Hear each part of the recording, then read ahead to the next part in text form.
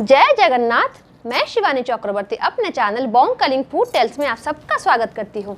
हमारा जो सीरीज है जीवन जगन्नाथ, आज का जो इसका टॉपिक है वो हेरा पंचमी के ऊपर है।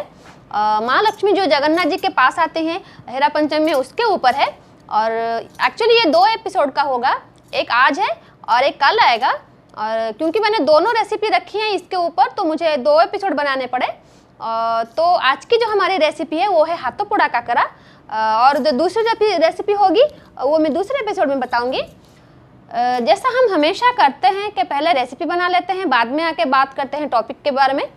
तो चलिए पहले हम बना लेते हैं हाथों पोड़ा काकरा, बाद में आकर माँ लक्ष्मी जी और जगन्नाथ जी की प्यारी सी नोक झोंक वाली जो टॉपिक है हमारी, उसके बारे में हम बात करेंगे।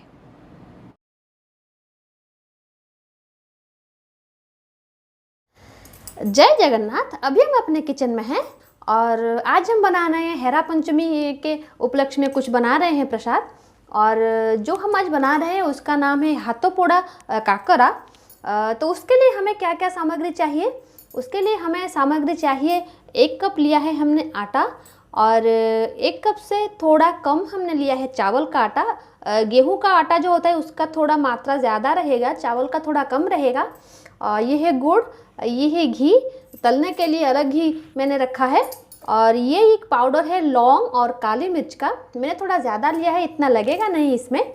और क्योंकि हेरा पंचमी है, महालक्ष्मी जी के पास जो भोग होता है वो काकरा भोग होता है, और जो होता है शंकुड़ी प्रसाद भोग होता है। मैंने आज 2 रेसिपी ली है, एक तो ये है हाथों पोड़ा काकरा और एक दूसरी रेसिपी वो एक बाद में बनाऊंगी।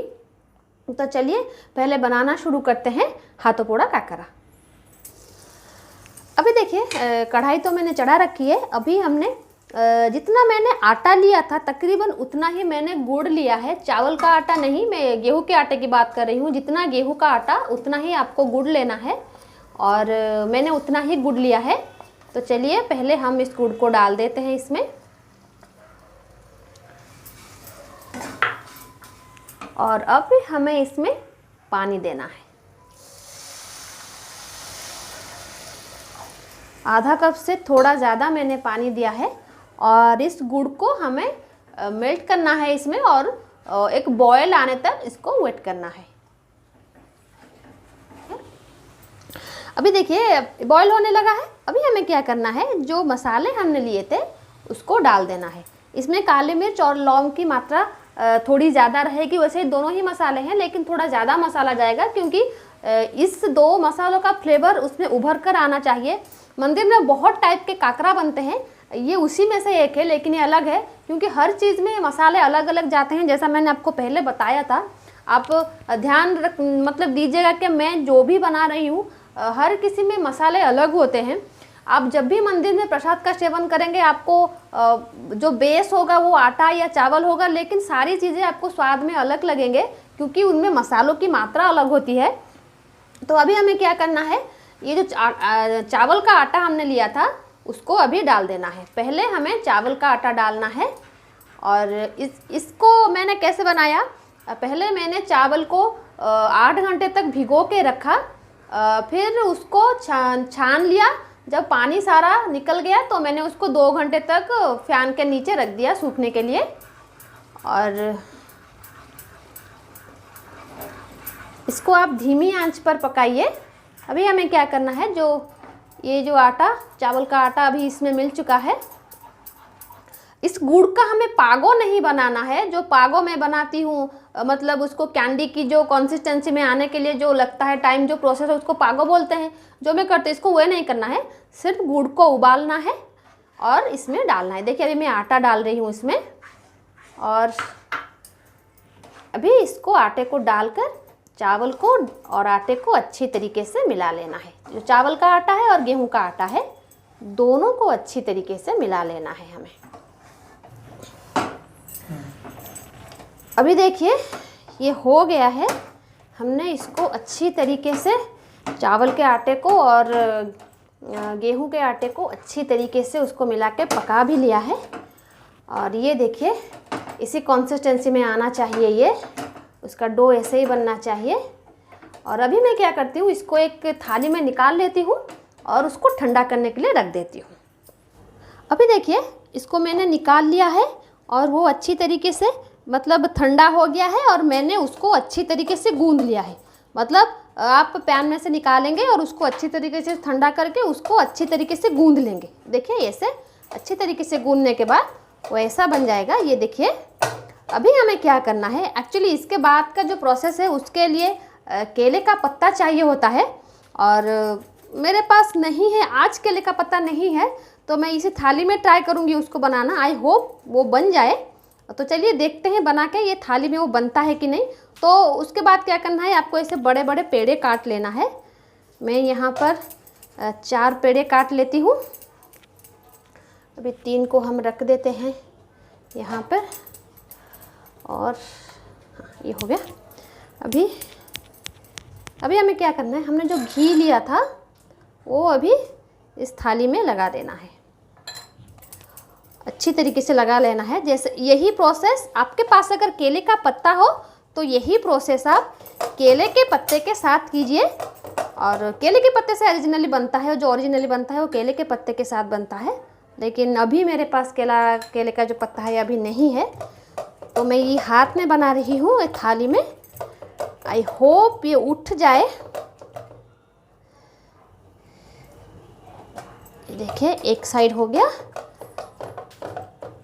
और दूसरे साइड में भी आपको ऐसे बनाना है। अगर आपने कभी काकरा पिठा के बारे में सुना होगा या देखा होगा तो आपने देखा होगा वो साइज में इतना छोटा छोटा आता है, इतना ही आता है या फिर मैक्सिमम इतना बड़ा होता है। लेकिन ये जो काकरा होता है ये थोड़ा बड़ा होता है, साइज में थोड़ा बड़ा होता है। और ये जो भगवान जी सुबह का जो उनको प्रसाद लगता है ये उसी वक्त उनको दिया जाता है और रात में जो बड़ो श्रृंगार बेशो होता है, जो प्रसाद लगता है आखिरी प्रसाद, उनको दिया जाता है। अभी देखिए मैंने एक यहाँ पे बना ली है, तो चलिए हम इसको पहले फ्राई करते हैं। जो घी हमने चढ़ा रखा है पहले से, मैं तो पहले से ही घी चढ़ा के रखी हूँ गर्म होने के लिए और गर्म हो गया है और हम उसको पकाएंगे। अभी देखिए अभी हमें क्या करना है, ये जो काकरा है उसको हमें धीरे से उसके इस घी के अंदर डाल देना है। घी ज़्यादा गर्म नहीं होना चाहिए। देखिए आंच बिल्कुल धीमा है, धीमे आंच पर हमें इसको पकाना है।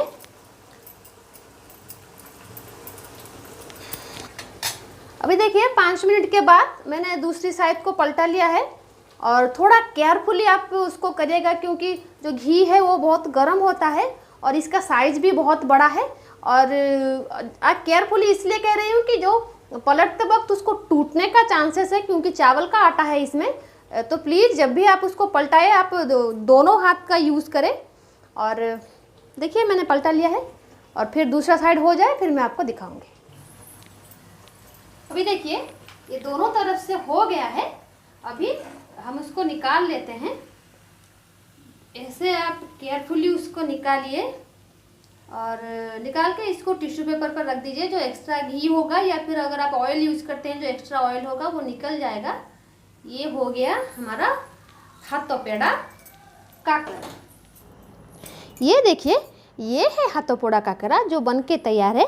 ये जगन्नाथ जी को भी भोग लगता है, माँ महालक्ष्मी जी को भी भोग लगता है। और जैसा मैंने कहा था हर मंदिर का अपना अपना प्रसाद होता है, तो जगन्नाथ मंदिर का प्रसाद जो होता है वो सबसे अलग होता है। और क्योंकि आज हेरा पंचमी है और माँ के पास से प्रसाद लगेगा, तो आज की ये ही रेसिपी थी हमारी। आज का हमारा ये वीडियो देखने के लिए आपका बहुत बहुत धन्यवाद। आशा है कि आज की हमारी ये रेसिपी आपको पसंद आई होगी। अगर पसंद आई है तो हमारे चैनल को लाइक और सब्सक्राइब ज़रूर कीजिए। रहते हैं जय जगन्नाथ। जो हमारा हाथों पेड़ा काकरा था वो बन के तैयार है। और चलिए बात कर लेते हैं जो हेरा पंचमी की जो मतलब महत्व है उसके बारे में हम बात करते हैं। एक्चुअली क्या होता है, जो आषाढ़ शुक्ल पंचमी तिथि होती है उसको बोलते हैं हेरा पंचमी। और भगवान जी इस पीरियड में क्या होते हैं, श्री मंदिर से आके अपनी जो जन्म वेदी है वहाँ पर वो निवास करते हैं 9 दिन के लिए अपने भाई बहन के साथ। और जो हमारी महालक्ष्मी माँ हैं वो मंदिर में अकेली रह जाती हैं। स्नान पूर्णिमा जो होता है, स्नान पूर्णिमा के 4 दिन पहले ही उनका विवाह हुआ होता है। महालक्ष्मी जी और जगन्नाथ जी का जो रुक्मिणी विवाह हुआ होता है। और उनके जो विवाह की जो सारी विधियां होती हैं वो ख़त्म नहीं हुई होती। भगवान जी स्नान करते हैं और उसके बाद वो बीमार हो जाते हैं उसके बाद 15 दिन तक वो अनवसर में चले जाते हैं और उसके बाद उनका नवयौवन होता है और फौरन उसके बाद वो अपने भाई बहन के साथ गुंडीचा मंदिर चले आते हैं और लक्ष्मी जी को साथ में नहीं लाते। तो इस बात को लेकर वो बहुत गुस्से में होती हैं और अभिमान के साथ वो जो पंचमी तिथि होती है वो जगन्नाथ जी से पूछने के लिए आती हैं कि वो कब वापस आएंगे और क्यों उनको साथ में लेके नहीं आए। और मंदिर में जो माधव होते हैं वो उनको मना करते हैं कि आप अभी मत जाइए क्योंकि भगवान अभी नहीं आएंगे, लेकिन फिर भी वो आते हैं जगन्नाथ जी क्योंकि उनके स्वामी हैं तो आते हैं मनाने के लिए। तो जो संध्या पूजन होता है उसी के बाद वो आती हैं, जो उनका वाद्य होता है वो और अपने पाट पटुआर के साथ आते हैं और आके जो सरधा वाली होती है गुंडीचा मंदिर के सामने जो जगह होता है उसको सरधा वाली बोलते हैं, वहाँ पर रथ रहते हैं। तो वो आके सबसे पहले नंदी घोष जो रथ होते हैं उसको तोड़ते हैं, उनके सारथी के जो हाथ होते हैं वो तोड़ते हैं गुस्से में आकर, क्योंकि अगर रथ तोड़ देंगे तो वो रथ की जो रथ यात्रा की जो आगे की प्रक्रिया है वो नहीं होगी। यही सोचकर वो रथ को तोड़ती हैं। इसलिए कहा जाता है कि हेरा पंचमी में लक्ष्मी माँ आके भगवान जी के रथ को तोड़ेंगी। और जब वो मंदिर से निकल के सरधा वाली के ऊपर आते हैं वहाँ पर उनकी एक पूजा होती है, उनकी आरती होती है। जगन्नाथ जी उनको मंदिर के अंदर से निमंत्रण करते हैं गुंडीचा मंदिर में प्रवेश करने के लिए और वहाँ पर उनको भोग लगाया जाता है। और वहाँ पर एक प्रक्रिया होती है जिसको राजनीति कहते हैं, वो भगवान जी का आलट चामर होता है, माता रानी का वैसा कुछ होता है। और उसके बाद वहाँ पर एक दही पट्टी मोड़ो ही होता है, एक दही के साथ कुछ चीज़ें होती हैं जो वहाँ से जाती हैं गजपति महाराज के घर और वहाँ पर महालक्ष्मी भिजवाती हैं कि आप जो बाहुड़ा यात्रा है उनकी प्रक्रिया जल्दी से शुरू करें। तो वो दही पट्टी मणोही जब गजपति जी के घर में जाता है तो वहीं से बाहुड़ा प्रक्रिया की शुरुआत होती है। तो लक्ष्मी जी की वहाँ पर पूजा हो गई, उनको प्रसाद लग गया। फिर वो मंदिर के अंदर प्रवेश करती हैं, कहाँ? गुंडीचा मंदिर के अंदर, जहाँ पर भगवान होते हैं। और वहाँ पर भगवान जी जो होते हैं उनके सामने जाकर महालक्ष्मी जी की जो पालकी होती है वहाँ रखी जाती है। भगवान जी के तरफ से एक माला आता है, उसको बोलते हैं अधर चुंबन माला। तो वो प्रदान करते हैं महालक्ष्मी जी को। भगवान जी जानते हैं कि उनकी पत्नी बहुत गुस्से में है, बहुत क्रोधित है, तो उनको शांत करने के लिए वो माला उन्हें दिया जाता है। तब लक्ष्मी जी और जगन्नाथ जी बात करने को होते ही होते हैं कि तभी टेरा पड़ जाता है। टेरा क्या होता है? जब भगवान जी को प्रसाद लगता है, जगन्नाथ जी, बलभद्र जी, सुभद्रा जी, तो उनके सामने सफ़ेद कलर का एक मतलब मोटा सा धागा या फिर कपड़ा जो होता है उसको बांध दिया जाता है। जब टेरा बन जाता है तो वहीं पर लक्ष्मी जी जो होती हैं और जगन्नाथ जी जो होते हैं उनकी भी जो बात होने वाली थी वो बंद हो जाती है। तो लक्ष्मी जी ये सोचते हैं अरे बड़ा अपमान हो रहा है, यहाँ पर बात करने के लिए यहाँ पर आई और वो खाने के लिए बैठ गए। टेरा जब डाला जाता है तो भगवान का प्रसाद का टाइम होता है, उसके बाद वो किसी से कुछ भी बात नहीं करते या फिर कोई भी कार्यक्रम नहीं होता, सिर्फ भगवान का प्रसाद लगना होता है। तो वो बहुत गुस्से में होती हैं, उनको बड़ा अपमानित महसूस होता है माँ लक्ष्मी जी को। जो माला जगन्नाथ जी ने उनको दिया होता है तो उसको वो वहीं पर मतलब जो उनके साथ गए होते हैं, जो महालक्ष्मी जी के प्रतिनिधि होते हैं, वो महालक्ष्मी जी को वहाँ पर रिप्रेजेंट करते हैं, वो माला को तोड़कर वहीं पर वहाँ का जो आनंद बाजार होता है, गुंडीचा मंदिर का जो आनंद बाजार होता है, उसके रास्ते से वापस चले आते हैं और जगन्नाथ जी से बहुत झगड़ा करते हैं। और उसके बाद आकर वो सीधा हेरा गौरी एक साई है, हेरा पंचमी के नाम पर वो हेरा गौरी साई है, वहाँ पर वो जाते हैं। वहाँ पर माता रानी की बहुत आरती होती है और बहुत भव्य तरीके से उनका स्वागत होता है और उनका जो स्वागत होता है और वहाँ पर बहुत सारे प्रसाद लगे होते हैं। और मेरी जो ननद है वो उनकी शादी वहाँ पर हुई है और जो दूसरी रेसिपी है मेरी ननद ने मुझे दी है, तो मैं अपने सेकंड एपिसोड में बनाऊंगी। और फिर महालक्ष्मी जी जिस द्वार से जाती हैं निकल के गुस्से में, उसको बोलते हैं नाकोचौड़ा द्वार। नाकोचौड़ा द्वार क्यों बोलते हैं? जब भगवान माता रानी गुस्से में जाती है वहाँ से तो उनकी जो नाक की जो बाली होती है, जिसको उड़िया में बोलते हैं नाकोचौड़ा, नाक की जो बाली होती है वो गिर जाती है वहाँ पर, इसलिए उस द्वार का नाम हुआ है नाकोचौड़ा द्वार। और बाहुड़ा में भगवान जी भी उसी रास्ते से आते हैं। जो जगन्नाथ जी जो जाते हैं वो मुख्य द्वार से जाते हैं और जब आते हैं वो नाकोचौड़ा द्वार दे के आते हैं। तो खैर और हेरा गौरी साई में जाके महालक्ष्मी जी जाती हैं वहाँ पर। और फिर से जो माधव होते हैं, जिस कहा था कि माधव ने मना किया था कि आप मत जाइए अभी, फिर से माधव कहते हैं कि मैंने आपको मना किया था। माधव के जो प्रतिनिधि होते हैं, जो ब्राह्मण होते हैं, वही उनको रिप्रेजेंट करते हैं, तो वही बात करते हैं कि मैंने मना किया था मत जाओ, तो तुम क्यों गई मतलब जगन्नाथ जी को मनाने के लिए। वो 9 दिन के बाद वापस आ ही जाते। तो लक्ष्मी जी जाती हैं गजपति जी को कंप्लेन करने के लिए कि आप तो इस नगर के राजा हैं और मैं आपके पास फरियाद करने आई हूँ कि जब बाहुड़ा में जब वापस आए 3 भगवान जगन्नाथ जी, बलभद्र जी, सुभद्रा जी जब वापस आए, तो सुभद्रा जी को आप छोड़ दीजिएगा, जगन्नाथ जी को बलभद्र जी को छोड़ दीजिएगा, लेकिन जगन्नाथ जी को बिल्कुल मत छोड़िएगा, मैं उन्हें मंदिर में घुसने नहीं दूंगी। तो ये एक विधि होता है, जब बाहुड़ा में जगन्नाथ जी आते हैं तो उनको गजपति महाराज महालक्ष्मी जी को मतलब वचन देती है कि हाँ मैं जगन्नाथ जी को यहीं पे रोक लूँगा। तो वो जगन्नाथ जी को वहाँ पर रोक लेते हैं और बाहुड़ा के दिन गजपति जी, महालक्ष्मी जी और जगन्नाथ जी का वहाँ पर भेंट करवाते हैं। वहाँ पर भी महालक्ष्मी जी बहुत झगड़ती हैं जगन्नाथ जी से और फिर से गुस्से में चली जाती हैं मंदिर के अंदर। और जो लास्ट जो प्रक्रिया होती है वो नीलाद्रि विजय के दिन होता है, जिस दिन जगन्नाथ जी मंदिर के अंदर जाते हैं। तो यही हेरा पंचमी का जो मूल चीज़ें हैं वो यही है कि महालक्ष्मी जी जगन्नाथ जी को मनाने के लिए आती हैं और जगन्नाथ जी महालक्ष्मी जी की बात नहीं हो पाती है, महालक्ष्मी जी गुस्से में चली जाती हैं। जो जितने गुस्से में आई थी और आती हैं और उससे ज़्यादा गुस्से में वो चली जाती हैं और फिर जाके हेरा गौरी साई में उनकी पूजा होती है और वहाँ से फिर वो मंदिर की तरफ प्रस्थान करती हैं। तो यही सब होता है। इससे ये दर्शाते हैं कि जो आम लोग हैं, मतलब सांसारिक जीवन में पति पत्नी के बीच हमेशा झगड़ा होता है, तो भगवान भी वही दिखाने की कोशिश करते हैं कि जैसे इंसान है हम भी वैसे ही हैं।